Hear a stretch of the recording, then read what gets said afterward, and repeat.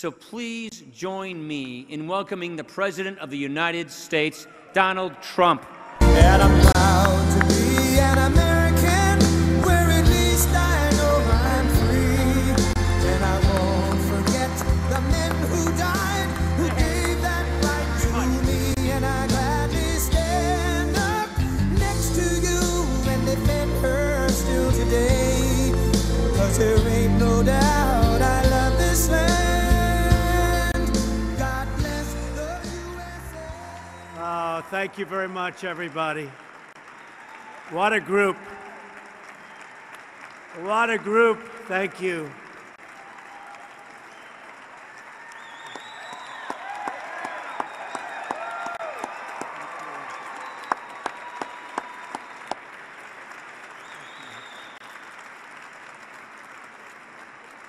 Thank you very much. And I have to say, I don't know if you know, you broke the all-time record.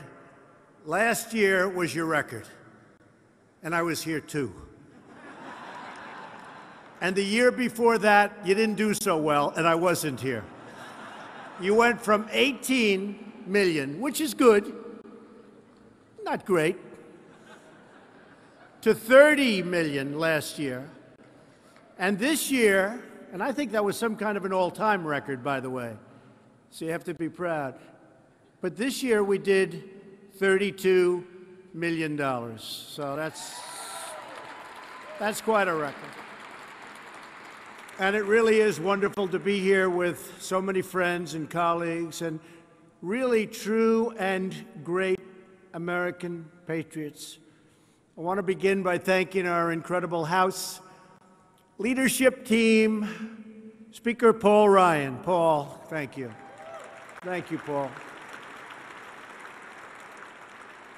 A wonderful man who I've gotten to know very well. What a personality, Kevin McCarthy. Where's Kevin? Where is stand up, Kevin? Thank you, Kevin. A man who's got more courage than all of us, Steve Scalise. Steve, you don't have to stand. Look at him. Kevin, he got up faster than you did. I don't know what's going on. Conference Chairwoman Kathy McMorris Rogers. Kathy? Kathy? Great job. Great job, Kathy. NRCC Chair Steve Stivers, General. I didn't even know about that. I'm impressed. I don't know if I like that or your political career better, but they're both very good. Thank you, General. And tonight's dinner chair, Congressman Tom Emmer. Thank you, Tom. Thank you, Tom. Thank you, Tom. Thank you very much. Great job. 32 million. I guess you did a good job. We did it together.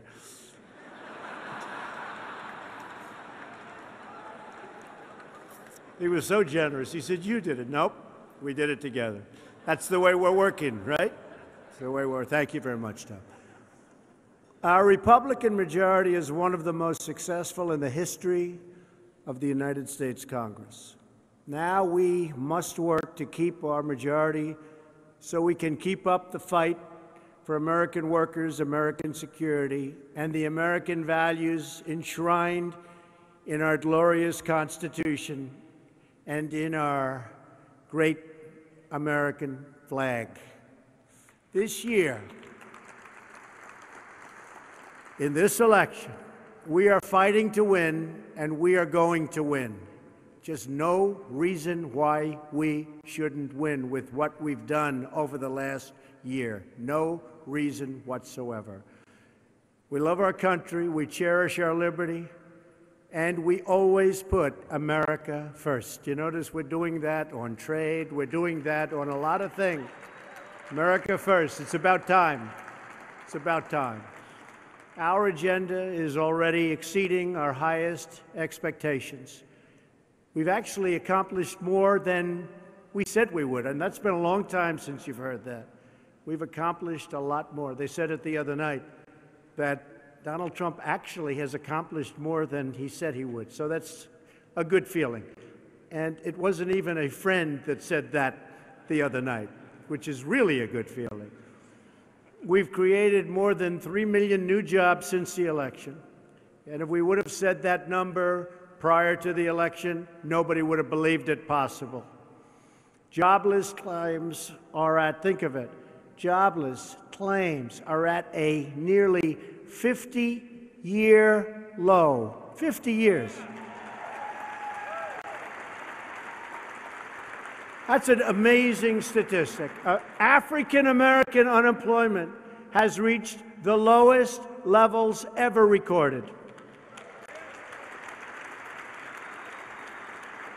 And I have to tell you, the fake news about 2 weeks ago got me on that one, because 2 months ago, it was the lowest level ever recorded. Then, about 4 weeks ago, it went slightly not as good. And I made a speech. I said, African American unemployment has reached the lowest levels ever recorded. And it really wasn't. It was good, but it wasn't. And they got me. They said it wasn't so. But then here's what happened.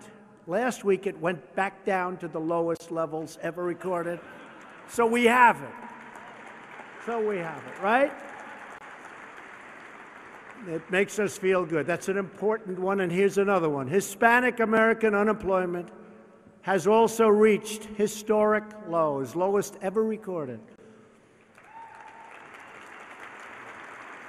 And women, the lowest levels in 18 years.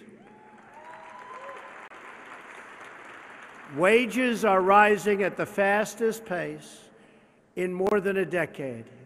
And I've been talking on the campaign trail for so long that wages have been stagnant for 18, 20, and even 21 years. Confidence among manufacturers is the highest in history, in the history of our country. Confidence from manufacturers is the highest. And you see it. Companies are moving back. Chrysler's moving back to Michigan from Mexico. You look at so many different companies. Foxconn, they make a lot of the Apple products, great products. They're moving to Wisconsin. We have massive companies moving back in. They all want to be back in. American producers in the mining, construction, and manufacturing industries gained more jobs in February than in any month in nearly 20 years. Think of that.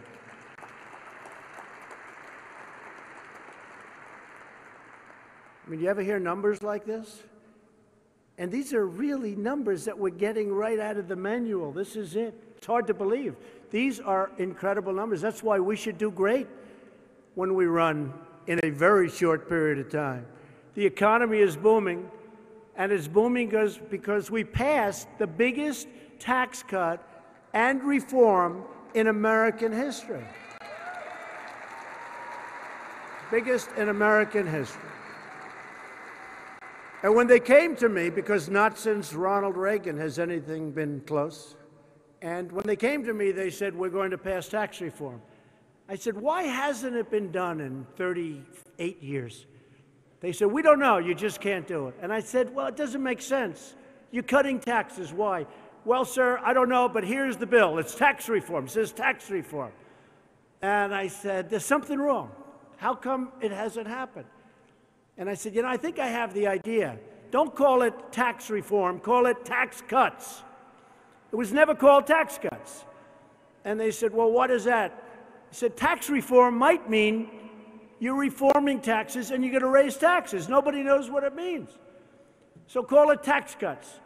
And in fact, let's call it the Tax Cut Bill. And Paul Ryan wouldn't do it. You know, he's a classy guy. He said, that's just, I can't do it. So we call it the Tax Cut and Jobs Act, and that's fine, right?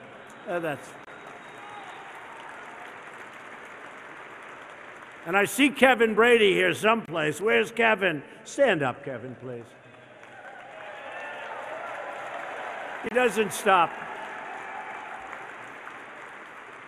And let's not tell anybody, although you have a lot of cameras back there, actually. Let's not tell anybody, Kevin, about phase 2 that we've already started on, right? Phase 2 tax cuts, right? Go away. Thank you, Kevin.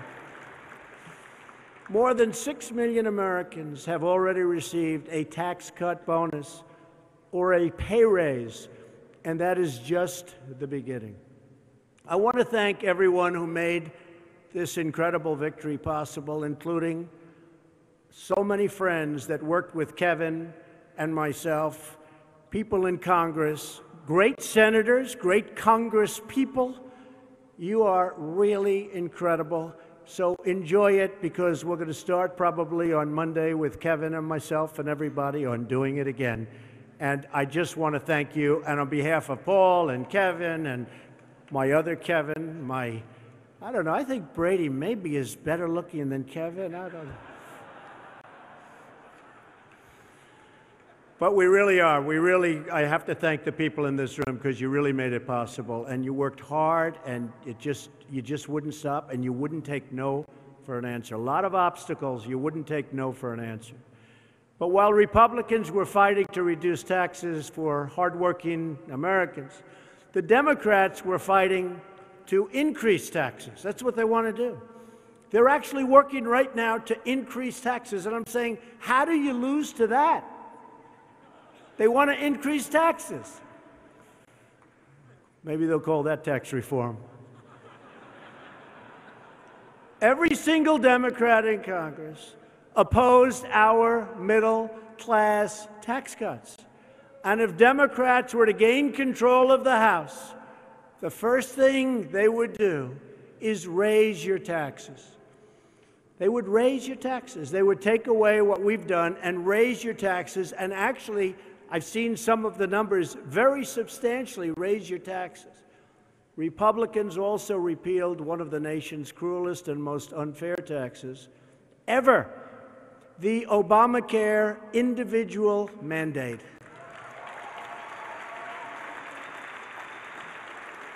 And the mandate is gone forever.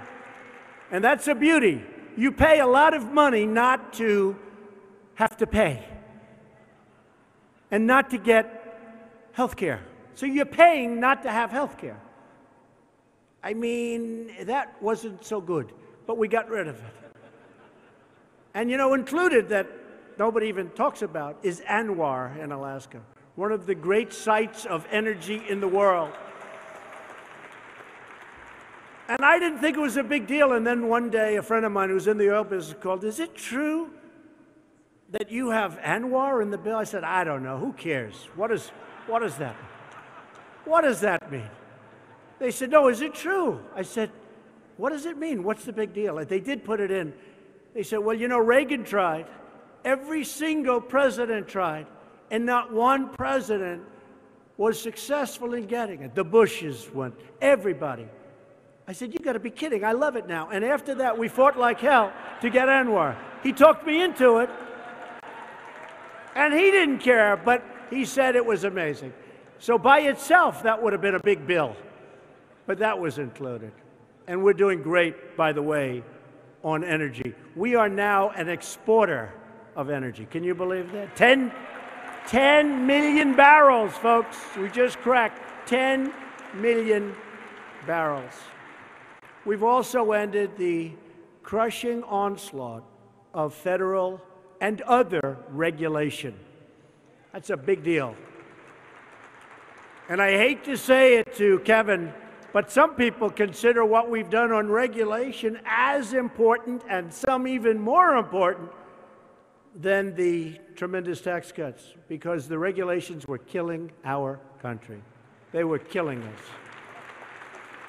Together, we have set a record for cutting the red tape, passing a record number of bills to permanently remove job-killing regulations. All over the country, they're building now where they had no chance of getting going.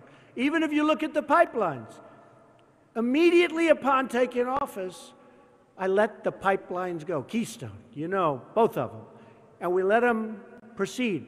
48,000 jobs, and we're going to have 2 great environmentally friendly pipelines. Really great. 48,000 jobs. That was an easy one. But they would have never been built. We've ended the war on American energy, and we've ended the war on beautiful, clean coal. And thanks to this Republican Congress, we're transforming the VA to keep America's promise to our brave, incredible, beautiful veterans.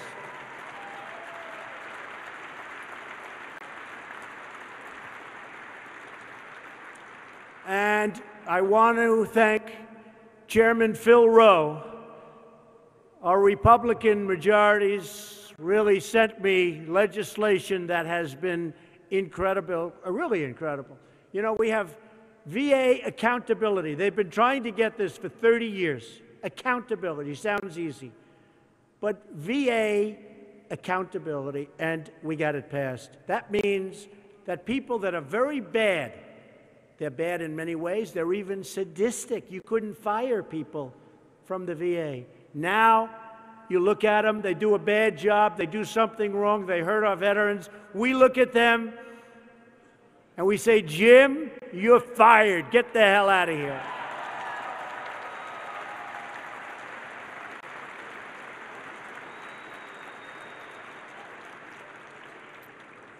I made a lot of money with that phrase. I was like, great. But Congressman Rowe, where are you? Congressman Rowe. Congressman, thank you. Great job. Great job. Thank you. It's really moving along. And choice is coming. Choice, where the veterans can actually, instead of waiting online for weeks and weeks and weeks, they can actually go and see a doctor and have it taken care of, and we pay. And that's going to be the big one. Do you agree with that, Phil? Because of Republican leadership that all of you helped make possible, America is safer and America is much stronger. Our military is now better funded, better equipped, and better prepared to defeat any foe that dares to threaten our country or our people. America is being respected again on the world stage. We're rebuilding our very depleted military. $700 billion, and next year, $716 billion. We had to do it. And obviously, defense is number one, but you know what else it is? Jobs, lots of jobs, because we build our equipment, so it's lots of jobs. For the last 8 years, Democrats apologized for America. Republicans, on the other hand, are standing up for America. Right?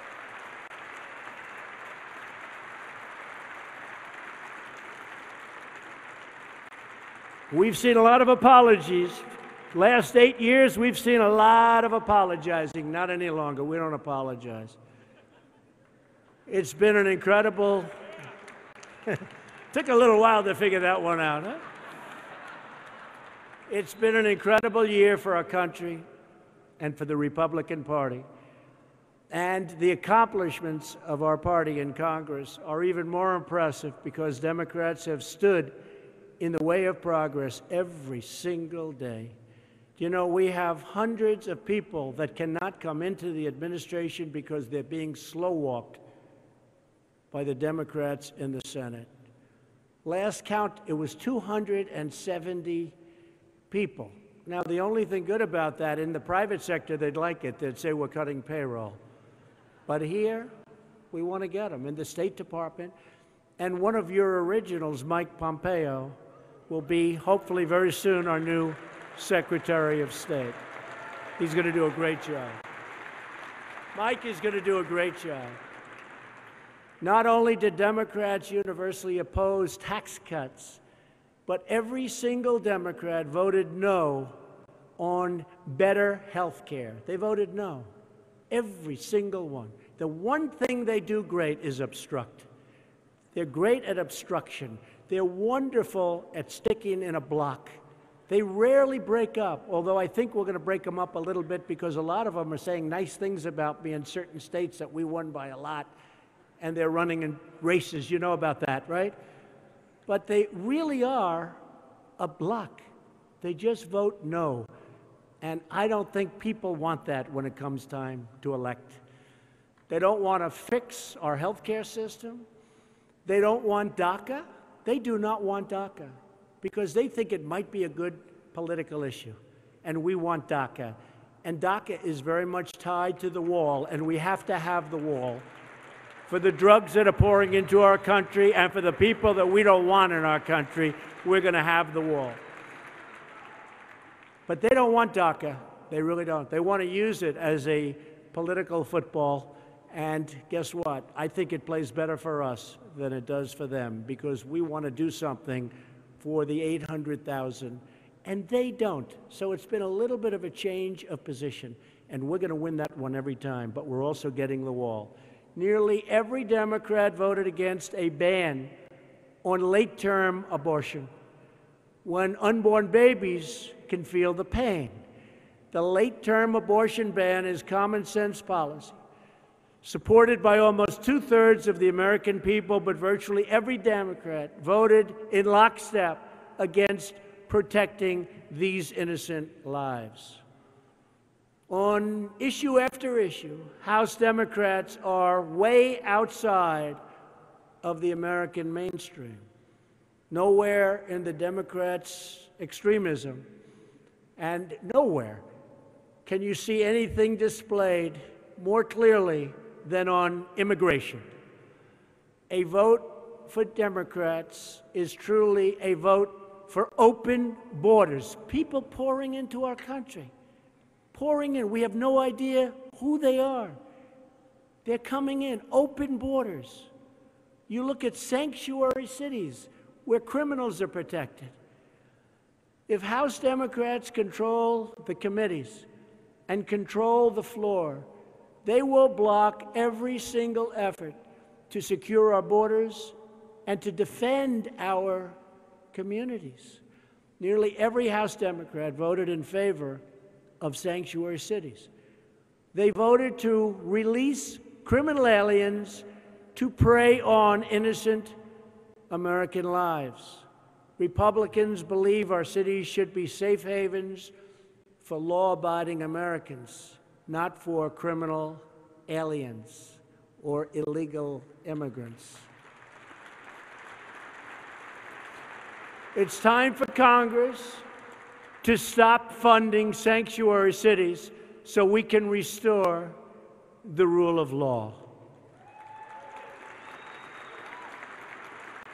The American people are with us.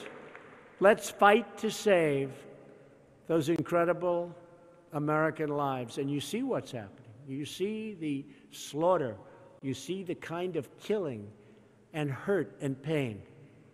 And we are fighting very hard, and I think we're doing one hell of a job. And you look at our borders, and you see the difference in the numbers, but the laws are not helping us because we have some laws that are very much against everything that we stand for in this room. House Democrats also voted against Kate's Law, a common-sense bill authored by Chairman Bob Goodlatte. Where's Bob? Bob. Bob. Thank you, Bob. And that bill's been sitting for a long time over there, Bob, hasn't it? It's too bad. They voted against legislation to keep gang members like MS-13 out of our country. These are extreme and dangerous positions. They make no sense. So here is our message for the coming election to the American people. If the Democrats ever got back into power, they would vote to raise your taxes, release dangerous criminals, open your borders, shut down this great surge of American energy that is tremendous for jobs, tremendous for the economic well-being of our country, and frankly, helping the world. They would take over American health care, take away your Second Amendment, and ship away your jobs to foreign countries, like has gone on for so many years. And those days are over. Those days are over.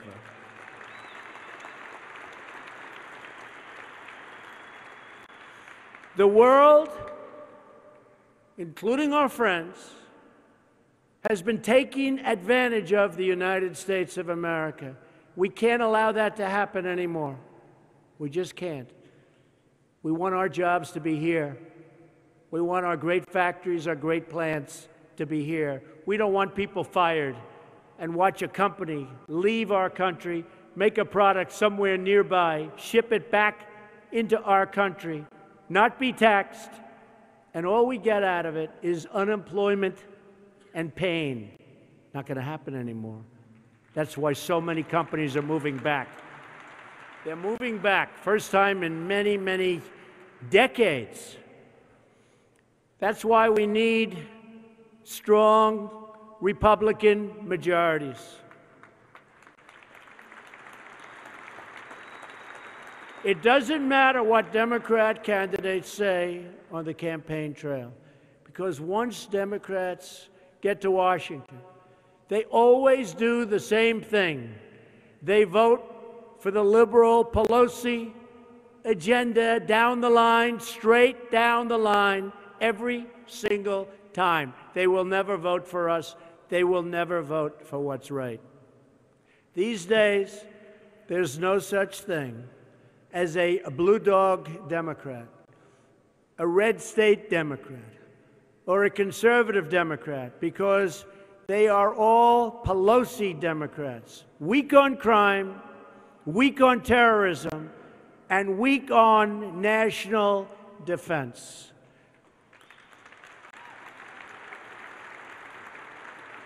And on terrorism, in Iraq and Syria, we've taken back almost 100% in a very short period of time of the land that they took. And it all took place since our election. We've taken back close to 100%. Democrats like to campaign as moderates, but they always govern like radicals. That is why I am going to campaign all across this country to elect Republicans so that we can reduce taxes further, reduce crime, increase jobs, and make our communities safe and prosperous and secure. And I'll be all over the country. Kevin, you'll get me all over. Where's our Kevin? You're going to get me all over the country, Kevin. And I'll be complaining every single trip. But I'm going to get there. We're going to keep criminals off our streets. And terrorists, we're going to keep them the hell out of our country.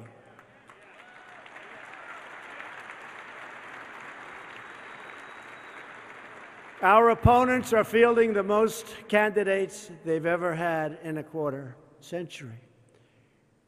Many have not held office before, which means it will be easier for them to conceal their true beliefs. You're not going to know anything about these people. That's why we must tell the truth over and over again.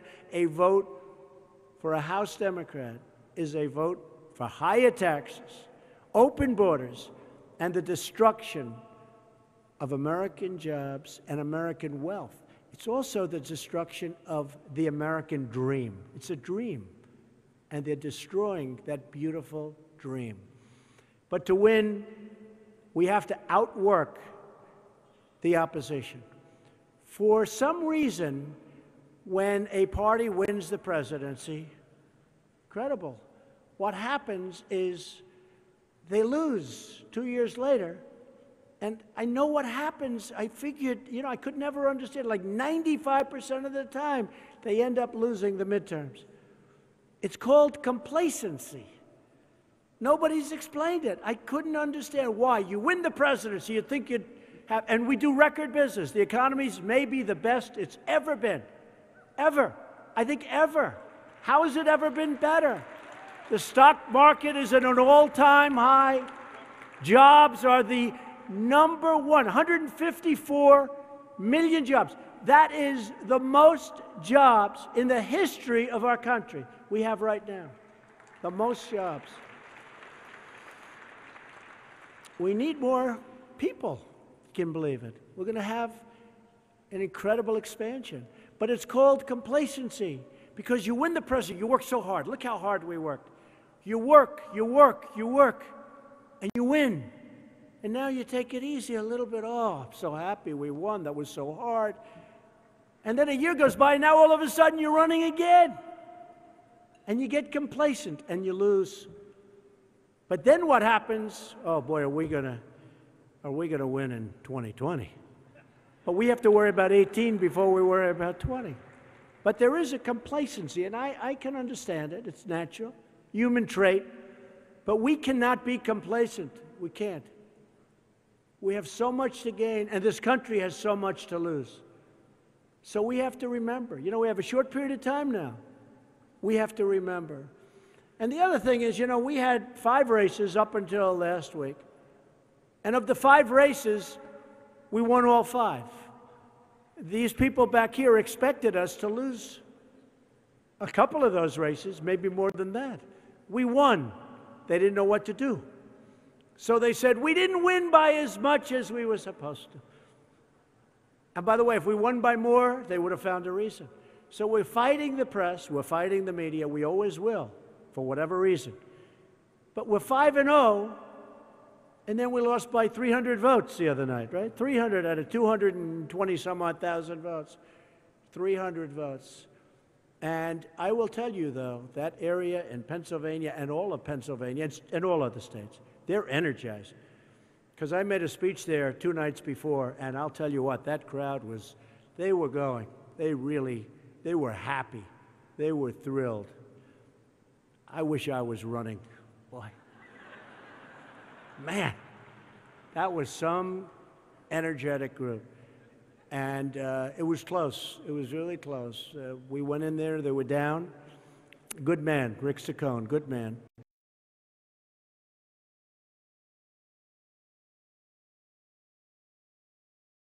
There's nothing like winning. We have to win.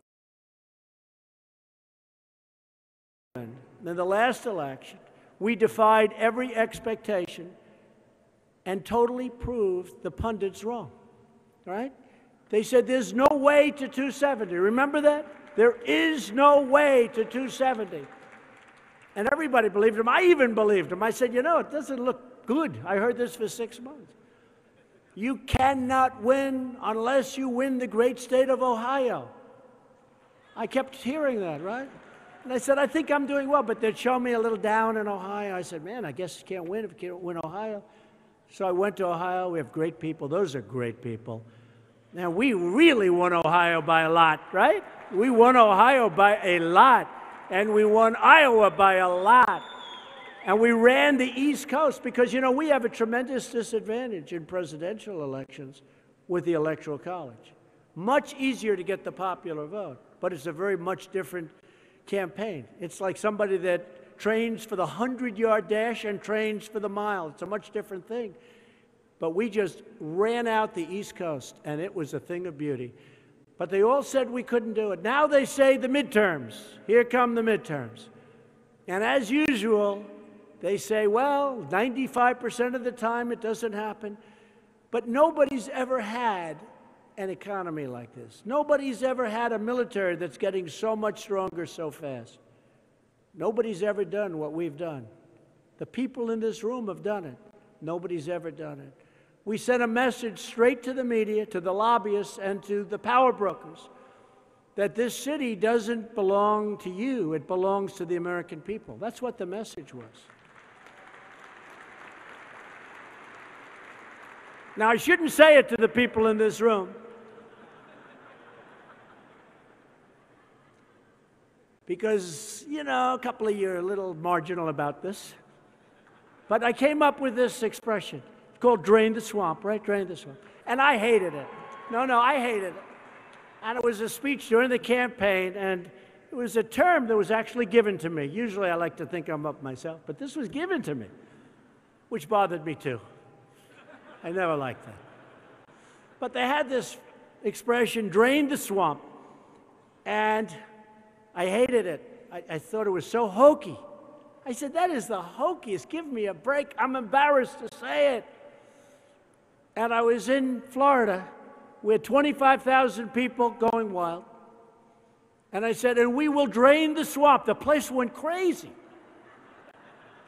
I couldn't believe it. And then the next speech, I said it again. And they went even crazier. We will drain the swamp. I hate to, well, especially these people right here. They're saying, oh, please don't say this, Mr. President. Don't worry. Close your ears. We will drain the swamp. And every time I said it, I got the biggest applause. And after 4 or 5 times, I said, boy, what a great expression. I love saying it. You know? It's amazing. It really is amazing. But this city does belong to loyal, hardworking, tax-paying Americans. And with your help, with the help of the hard work of everyone in this room, and you do work hard, it's a tough job. Politics is nasty. I used to say the toughest people are real estate developers in New York City. And now I say, you guys are babies. They come to see me, hi, Don. I say, you are nothing. These politicians are brutal. We got a leak, we got a this, we got a that, we got a horrible false story on the front page of every newspaper. No, no, no. Real estate developers are no longer the toughest people. Politicians in Washington are the toughest people. It's not even close. But we're going to defy the predictions once again. We will keep the House majority.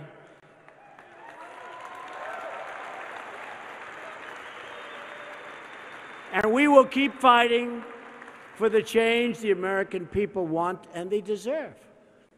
The Democrats think they're invincible. I mean, I watch this Maxine Waters. You ever see Maxine Waters? A low IQ individual. Low IQ. We will impeach him. We will impeach him. But he hasn't done anything wrong. It doesn't matter. We will impeach him. This is what we're going to have. This is what we're going to have to fight against. It's easier just keep going good. We're going to keep the economy strong. The truth is the Democrats never have been more vulnerable because they've lost touch with normal, everyday working people. Democrats haven't learned. They still think the loyal citizens who care about jobs and borders and security are deplorable. You know, when Hillary made that speech, she said deplorable. I thought it was bad, but I didn't know it was going to be that bad. But the problem is she said so many of my people were deplorable. And you know, the next day I made a speech and everybody's wearing I am deplorable. I said, there's something going on here. That was not a good word to use. You have to be careful in politics, right?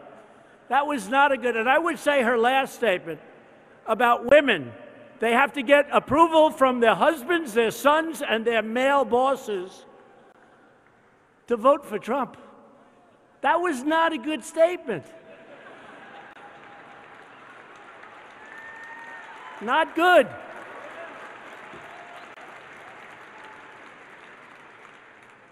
You notice how fast the Democrats have run from these statements now? They are disavowing those statements like I've never heard before. She's wrong. People that were her biggest supporters are now saying, what is she doing? Why doesn't she just go home? But that was not a good statement. But we know the truth, and the truth is that we are great patriots. We really are. We're doing what's right. We come from every city, from every town, from every walk of life. We come from backgrounds, and it doesn't matter the color, the creed, but we all have one thing in common. We love this country. We love this country. And we're putting the interests of our country and our people and our taxpayers, we're putting them first. This election is not merely about which party is in charge in Congress. It's about whether the American people will be in charge of their government. The choice cannot be any clearer. It's never been this clear. Think of it. It's never been this clear. The Democrats used to be somewhat in the middle, and now they're so far right, meaning that's where they're going to be. But the Democrats used to be right here. And now what happened is they just moved. They're going so far to the left-hand side of the equation, I don't know whether or not it's going to even be possible for them to do well. But for some reason, they'll probably do okay. We can't let that happen. They have gone so far left. We have to go a little bit further right. We're doing very, very well. And I think you're going to have something very, very special take place in a short period of time. While congressional Democrats delay, and they obstruct, and they resist, Republicans actually deliver. There's never been a group that have delivered like we've delivered, especially in the first year of an administration. We're creating jobs for everybody, for the African-American population. They're thanking me. They're thanking me. Hispanic Americans, all Americans. But they're really thanking us. While Democrats denigrate our history, Republicans believe young Americans should be taught to have pride in America's achievements and to treasure our truly incredible heritage. While Democrats hand over our rights to international organizations, we defend our sovereignty, and we defend our Constitution, and we defend our American flag. We're the ones defending it. And while Democrats sit on their hands, Republicans stand with law enforcement. These are great people. We stand with working families, and we always proudly stand for our national anthem.